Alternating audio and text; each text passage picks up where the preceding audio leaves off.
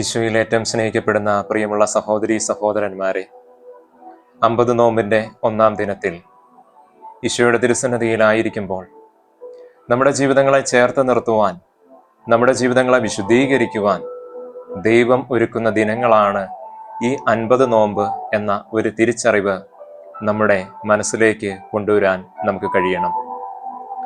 സങ്കീർത്തനങ്ങളുടെ പുസ്തകം 38-ാം അധ്യായം 18-ാം തിരുവചനം ഇപ്രകാരം നമുക്ക് മുമ്പിലേക്ക് തമ്പുരാൻ നൽകുകയാണ്: ഞാൻ എൻ്റെ അകൃത്യങ്ങൾ ഏറ്റുപറയുന്നു, എൻ്റെ പാപത്തെപ്പറ്റി അനുതപിക്കുന്നു. ദൈവ തിരുസന്നിധിയിൽ ഇന്നേ ദിവസം നമ്മളായിരിക്കുമ്പോൾ, നമ്മുടെ ജീവിതങ്ങളെ ഒരുക്കുവാനായിട്ട് നമ്മൾ ആഗ്രഹിച്ചുകൊണ്ട് ദൈവ തിരുസന്നിധിയിൽ പ്രാർത്ഥിക്കുമ്പോൾ, നമ്മുടെ അകൃത്യങ്ങൾ ഏറ്റുപറഞ്ഞ്, നമ്മുടെ പാപങ്ങൾ ഏറ്റുപറഞ്ഞ് പശ്ചാത്തപിച്ച് വിശുദ്ധിയുള്ളവരായി മാറുവാനായിട്ട് നമുക്ക് ഈ ദിനങ്ങളിൽ പരിശ്രമിക്കാം. പാപിയായ ചുങ്കക്കാരനെ പോലെ ഈ ലോകത്തിലെ ഏറ്റവും വലിയ പാപിയാണ് ഞാൻ എന്ന ആ ഒരു ബോധ്യത്തോടെ ദൈവ തിരുസന്നിധിയിലായിരിക്കുക.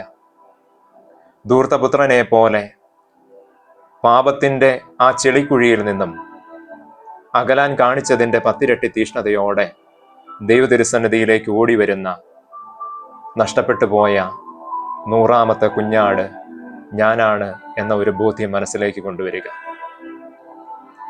നമ്മുടെ ജീവിതത്തിൽ ഈശോയോട് ചേർന്നിരിക്കുവാനായിട്ട് ആഗ്രഹിക്കുമ്പോൾ, ഈശോയിൽ പ്രിയമുള്ളവരെ, നമ്മുടെ പാപങ്ങളെക്കുറിച്ച് നമ്മൾ പശ്ചാത്തപിച്ച് അനുതപിച്ച് നല്ല കുമ്പസാരം നടത്തി ഈ 50 നോമ്പിലേക്ക് പ്രവേശിക്കുകയും നമ്മുടെ ജീവിതത്തിന്റെ അന്ത്യനിമിഷം വരെ പാപരഹിതമായി ജീവിക്കുവാനായിട്ട് നാം ദൈവ തിരുസന്നിധിയിൽ പരിശ്രമിക്കുകയും ചെയ്യണം. ഓരോ കുമ്പസാരത്തിന് ശേഷവും മനസ്താപ പ്രണത്തിലൂടെ ഇനി ഒരു പാപം ചെയ്യുന്നതിനേക്കാൾ മരിക്കുവാൻ ഞാൻ സന്നദ്ധയാണ് എന്ന് ഏറ്റു പറഞ്ഞിട്ടും വീണ്ടും വീണ്ടും എത്രയോ തവണ നമ്മൾ പാപച്ചേറ്റിൽ വീണു പോകുന്നുണ്ട്. ഈശോയിൽ പ്രിയമുള്ളവരെ, ഈ 50 നോമ്പിൽ നമ്മുടെ ജീവിതത്തിൽ ഒരു മാറ്റം ഉണ്ടാക്കിയെടുക്കാനായിട്ട് നമുക്ക് പരിശ്രമിക്കാം. ഒരു നല്ല കുമ്പസാരം എങ്ങനെ നടത്തണം എന്നുള്ള ചിന്തകളും ഒരുപാട് ക്ലാസ്സുകളും കേട്ടിട്ടുള്ളതാണ് നമ്മൾ. നല്ല കുമ്പസാരത്തിന് വേണ്ട 5 കാര്യങ്ങളും നമുക്കറിയാം. കുമ്പസാരത്തിന് വേണ്ടി ഒരുങ്ങുമ്പോൾ നമ്മുടെ ജീവിതത്തിൽ നമ്മൾ 10 കൽപ്പനകളെ കുറിച്ച് നമ്മൾ ധ്യാനിക്കുന്നു. പരിശുദ്ധാരൂപിക്കെതിരായ പാപങ്ങളെക്കുറിച്ച് ധ്യാനിക്കുന്നു. തിരുസഭയുടെ കൽപ്പനകളെക്കുറിച്ച് നമ്മൾ ധ്യാനിക്കുന്നു. മൂലപാപങ്ങളെക്കുറിച്ച് നമ്മൾ ധ്യാനിച്ച് ഈ കൽപ്പനകളിലും എല്ലാം നമ്മുടെ ജീവിതത്തിൽ കടന്നു വന്നിട്ടുള്ള പാപങ്ങളെക്കുറിച്ച് നമ്മൾ അനുതപിച്ച് ദൈവ തിരുസന്നിധിയിൽ ഏറ്റുപറഞ്ഞ് പരിഹാരം ചെയ്യുന്നുണ്ട്. തുടർന്നുള്ള പ്രതിജ്ഞയാവട്ടെ പലപ്പോഴും നമുക്ക് പാലിക്കാൻ കഴിയാതെയും പോകുന്നു. നമ്മളെല്ലാവരും കുറവുകളുള്ളവരും ബലഹീനരുമാണ്.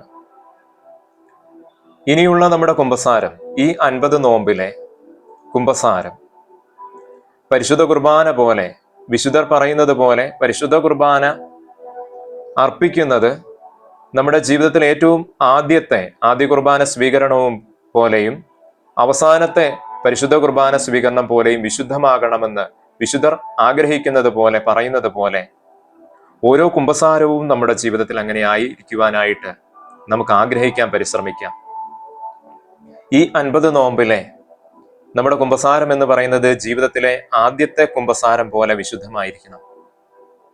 നമ്മുടെ ജീവിതത്തിലെ അവസാനത്തെ കുമ്പസാരം എന്നതുപോലെ, കാരണം ഇനി നമ്മിൽ ആരും എത്ര കാലം ഈ ഭൂമിയിലുണ്ടെന്ന് പറയുവാൻ സാധിക്കില്ല. അവസാനത്തെ കുമ്പസാരം പോലെയും വിശുദ്ധമായിരിക്കണം. എൻ്റെ ജീവിതത്തിൽ കുമ്പസാരത്തിന് വേണ്ടിയെടുത്ത കുമ്പസാരം എന്ന കൂദാശ സ്വീകരിക്കുവാനായിട്ട് ആഗ്രഹിക്കുന്ന നിമിഷങ്ങളിൽ ഞാൻ ചെയ്യാറുള്ള ഏതാനും ചിന്തകൾ കൂടി ഈ നിമിഷങ്ങൾ പങ്കുവെക്കുകയാണ്. അതിൽ നിന്ന് നല്ലതായി തോന്നുന്നുവെങ്കിൽ നല്ല കാര്യങ്ങളെ സ്വീകരിക്കുവാനായിട്ട് സ്നേഹത്തോടെ ഈശോയുടെ തിരുസന്നിധിയിൽ ക്ഷണിക്കുകയാണ്.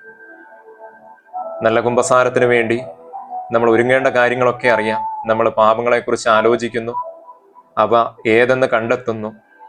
ഈശോയിൽ പ്രിയമുള്ളവരെ, എൻ്റെ ഓരോ കുമ്പസാരവും കഴിയുമ്പോൾ അടുത്ത കുമ്പസാരത്തിന് വേണ്ടി, അല്ലെങ്കിൽ എൻ്റെ ജീവിതത്തിൽ പാപങ്ങൾ കടന്നു വരാൻ സാധ്യതയുള്ളത് കൊണ്ട് വീണ്ടും വീണ്ടും അടുത്തടുത്ത് കുമ്പസാരിക്കണം എന്നുള്ള ഒരു ചിന്ത എൻ്റെ മനസ്സിലുണ്ടാകാറുണ്ട്.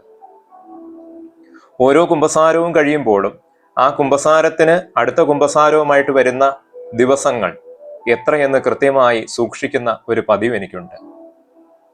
അങ്ങനെയുള്ളത് കൊണ്ട് ജീവിതത്തിൽ പാപങ്ങൾ കുറയ്ക്കുവാൻ സാധിക്കും എന്നുള്ള ഒരു ബോധ്യവും വിശ്വാസവും എനിക്കുള്ളതിനാലാണ് ഇങ്ങനെ എൻ്റെ ജീവിതത്തിൽ ഞാൻ ചെയ്തു പോരുന്നത്. നമ്മുടെ ജീവിതത്തിൽ പാപങ്ങൾ കുറയ്ക്കുന്നതിന് വേണ്ടി അടുത്തടുത്ത ദിവസങ്ങളിൽ തന്നെ കുമ്പസാരിക്കുക എന്നുള്ളതാണ് ഏറ്റവും പ്രധാനം ഉള്ള ഒരു കാര്യം. വിശുദ്ധ മദർ തെരേസ എല്ലാ ദിവസവും കുമ്പസാരിച്ചിരുന്നു എന്ന് നമുക്കറിയാം. എൻ്റെ കുമ്പസാരത്തിന് മുമ്പ് കുമ്പസാരിക്കുവാനായിട്ട് ഞാൻ ആഗ്രഹിക്കുന്ന ദിവസത്തിന്റെ തലേ ദിവസം ഞാൻ അതിനുവേണ്ടി പ്രാർത്ഥിച്ചൊരുങ്ങുകയും എൻ്റെ കാവൽമാലാഖയെയും എൻ്റെ പേരിന് കാരണഭൂതരായിട്ടുള്ള വിശുദ്ധനെയും അതേപോലെ പരിശുദ്ധ അമ്മയും വിശുദ്ധ യൗസേപ്പിതാവിനെയും ഞാൻ ആ കുമ്പസാരക്കൂട്ടിലേക്ക് ക്ഷണിക്കാറുണ്ട്. എന്നെ കുമ്പസാരിപ്പിക്കുവാനായിട്ട് വരുന്ന വൈദികൻ ആരാണെന്നൊരിക്കലും അറിയില്ല. എങ്കിലും ആ പുരോഹിതനെ കർത്താവിന്റെ തിരുസന്നിധിയിൽ സമർപ്പിച്ച് പ്രാർത്ഥിക്കാറുണ്ട്. അപ്പോൾ ആ പുരോഹിതനിലേക്ക് കർത്താവിന്റെ പരിശുദ്ധാത്മാവിന്റെ അഭിഷേകം ഒഴുകുകയും എനിക്ക് വേണ്ട കാര്യങ്ങൾ കൃത്യമായി ആ വൈദികന് നൽകുവാൻ സാധിക്കുകയും ചെയ്യാറുണ്ട്. ഇങ്ങനെ നമ്മുടെ ജീവിതത്തിൽ ഒരു മാറ്റം ഉണ്ടാക്കി കഴിഞ്ഞാൽ തീർച്ചയായും പലപ്പോഴും പാപത്തിൽ വീണ്ടും വീണ്ടും പാപത്തിൽ വീണു പോകാതെ മുന്നോട്ട് പോകുവാനായിട്ട് നമുക്ക് സാധിക്കും. കുമ്പസാരിക്കുവാനായിട്ട് കുമ്പസാരക്കൂട്ടിലേക്ക് അണയുന്ന നിമിഷങ്ങളിലും ഞാൻ സകല വിശുദ്ധരുടെയും മാലാഖമാരുടെയും പരിശുദ്ധ അമ്മയുടെയും ഒക്കെ സാന്നിധ്യം പ്രത്യേകമായിട്ട് ക്ഷണിക്കാറുണ്ട്. കുമ്പസാരിപ്പിക്കുന്ന പുരോഹിതർക്ക് വേണ്ടി പ്രത്യേകം പ്രാർത്ഥിക്കാറുണ്ട്. കുമ്പസാരക്കൂട്ടിൽ അണയുമ്പോൾ തന്നെ ആദ്യമായി തന്നെ പുരോഹിതനോട് കർത്താവിനോട് ഞാൻ പറയുന്നത്, ദൈവമേ, പാപിയായ എൻ്റെ മേൽ കരുണയായിരിക്കണമേ എന്നാണ്. തുടർന്ന് എത്ര ദിവസമായി കുമ്പസാരിച്ചിട്ട് എന്നുള്ള ഒരു കൃത്യമായ കാര്യം പുരോഹിതനെ അറിയിക്കും. കാരണം നമ്മൾ കൃത്യമായി എത്ര നാളുകളായി കുമ്പസാരിച്ചു എന്ന് പുരോഹിതനെ അറിയിക്കേണ്ടത് അത്യാവശ്യമാണ്. അതിനനുസരിച്ചാണ് പുരോഹിതൻ നമുക്ക് വേണ്ട പ്രായശ്ചിത്തങ്ങൾ നിർദ്ദേശിച്ചു നൽകുന്നത്. തുടർന്ന് നമ്മുടെ ജീവിതത്തിൽ സംഭവിച്ചിട്ടുള്ള എല്ലാ കാര്യങ്ങളും നമ്മൾ നേരത്തെ നമ്മുടെ ജീവിതത്തെ പരിശോധന ചെയ്ത എല്ലാ കാര്യങ്ങളും വൈദികനെ അറിയിക്കുവാനായിട്ട് പരിശ്രമിക്കുന്നു. തുടർന്ന് വൈദികന്റെ പരിഹാര നിർദ്ദേശത്തിന് ശേഷം അവസാനത്തെ ആശീർവാദവും സ്വീകരിച്ചതിന് ശേഷമാണ് ഈശോ മിശിഹായ്ക്ക് സ്തുതി നൽകിക്കൊണ്ട് ആ കുമ്പസാരക്കൂട്ടിൽ നിന്ന് പരിഹാരത്തിലേക്ക് പ്രവേശിക്കുന്നത്. ഈശോയിൽ പ്രിയമുള്ളവരെ, ആ പരിഹാരം നമ്മൾ പൂർത്തിയാക്കി കഴിയുമ്പോൾ, അല്ലെങ്കിൽ ആത്മാർത്ഥമായിട്ടുള്ള ഇനി എൻ്റെ ജീവിതത്തിൽ ഒരു പാപം കടന്നു വരരുത് എന്ന ചിന്തയോടെ കുമ്പസാരിക്കുമ്പോൾ, നമ്മുടെ ജീവിതത്തിൽ പാപങ്ങളിൽ വീഴാനായിട്ടുള്ള സാധ്യത എന്ന് പറയുന്നത് വളരെ വിരളമായി മാറുകയാണ്. ഇതെൻ്റെ ജീവിതത്തിലെ ഒരു അനുഭവമാണ്. ഈ അനുഭവത്തിലേക്ക് എല്ലാവരെയും ഞാൻ ക്ഷണിക്കുകയാണ്. ഏറ്റവും തീഷ്ണതയോടെ ദൈവതിരുസന്നിധിയിൽ ദൈവത്തോട് ചേർന്നിരുന്നു കൊണ്ട് പാപങ്ങളേറ്റു പറഞ്ഞ് പശ്ചാത്തപിച്ച് വിശുദ്ധിയിൽ ജീവിക്കാം. ഈ നോമ്പുകാലം നമ്മുടെ ജീവിതം അനുഗ്രഹപൂർണമാക്കി മാറ്റുന്നതിന് വേണ്ടി നമുക്ക് പരിശ്രമിക്കാം. ഈശോ നമ്മെ എല്ലാവരെയും സമൃദ്ധമായിട്ട് അനുഗ്രഹിക്കട്ടെ. വിശുദ്ധരായി തീരുവാനായിട്ട് നമുക്ക് പരിശ്രമിക്കാം. ആമേൻ.